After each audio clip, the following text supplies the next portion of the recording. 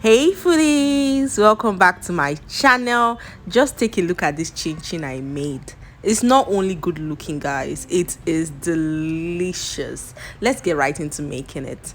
So guys, for this chin-chin we'll be using 4 cups of flour.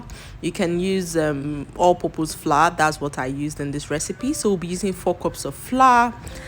Then we'll be adding 1 tablespoon of nutmeg, 1 tablespoon of baking powder, and 1 cup of granulated white sugar. So we're going to whisk all that together. Make sure everything combines thoroughly. Next, guys, we'll be adding our butter. So this is butter at room temperature, and it's also salted butter. I didn't add salt at all to the mix because I was using salted butter, but if you're using unsalted butter, you can at least add like half teaspoon or quarter teaspoon of salt. Okay, so now we're going to mix the butter into the flour mix. Make sure that you use your hands to rub the butter into the flour. So what we're targeting this type of consistency here, as you can see in the screen. We want it to mix until we get this consistency, guys.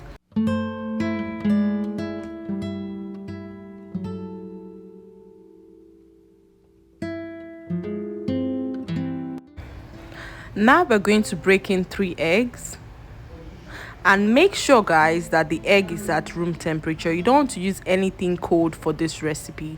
Both your butter and your egg should be at room temperature. Then we'll add half cup of milk. This is evaporated milk, so you can just add half cup and whisk everything together. Hey guys, please, if you're enjoying this video thus far, please like and subscribe. Also hit the bell notification to be notified once I upload a new video. Enjoy. So now, guys, we're going to add the wet ingredients to the dry ingredients. I would advise you to add this bit by bit till you form a dough, but since I'm already experienced with this, I knew definitely that the quantity I added was going to be enough. But I would advise you to just add the wet ingredients bit by bit and fold it in till you get this consistency. So we want to form a dough that we're going to work with for the chin-chin. Once your dough has formed, you cover it with a clean cloth, set it aside for 10 minutes. Now we are prepping our surface where we are going to be cutting our dough. So you're going to just sprinkle some flour to the surface to ensure that the dough doesn't stick to the surface whilst rolling and cutting. Then you cut out your dough and place on your work surface. So guys, now we're going to be kneading it a little bit just to combine all the ingredients together. Don't knead it so much, guys, just a little bit. Next, we'll be rolling our dough.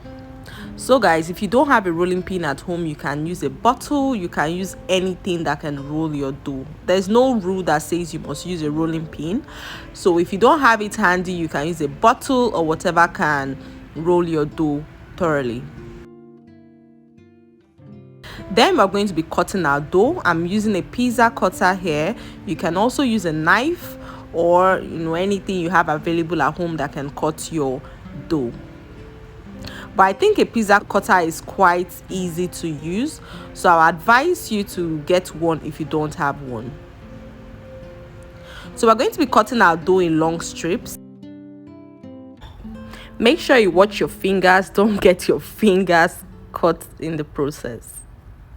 And make sure that your surface is well covered with or well coated with flour, because if there's no flour on your surface, the dough will tend to stick and it will make it difficult for you to cut your dough properly. So this is how we're doing it, guys. We'll cut a long strip, then we'll further cut it as you can see on the screen. So we're trying to form little cubes. Just do it the way I'm doing it here, and always ensure that your surface is covered with flour so the dough doesn't stick. You can actually cut your chin-chin in whatever shape you like. So it's actually up to you. You can make it smaller, you can make it longer, you can make it bigger, whatever's your preference. Just do you. Okay, so guys, I'm done cutting and this is what it looks like. Guys, it's the fun part, the frying. I always enjoy frying my chin-chin because the aroma it brings into my kitchen is always reminds me of my mom's kitchen as well.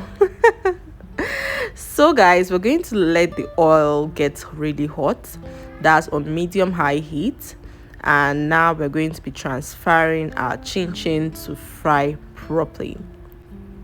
Try not to overcrowd your pan with the chin-chin, just add enough for the oil, and we're going to be tossing it and turning it as it's frying. We'll add quite a bit more into the oil, and we're going to fry this for close to 3-4 minutes, or till it turns golden brown. Make sure you monitor the chin-chin closely. Don't just leave it on the fire and go somewhere to do something, because it's definitely gonna burn. Once it turns golden brown, as you can see on the screen, your chin-chin is ready and can be taken out of the fire. However, I like mine really brown, so I'm still gonna leave it in the fire for another 1-2 minutes. Okay, and voila guys, my chin-chin is ready. This is the color I'm aiming for, and I'm taking it out of the fire. Once you take it out, please put it on a paper towel and leave it to drain out the oil. So guys, this is what our chin-chin looks like once it's done. It's actually cold now, and trust me guys, this chin-chin is crispy, it's delicious. The sugar, everything combined properly.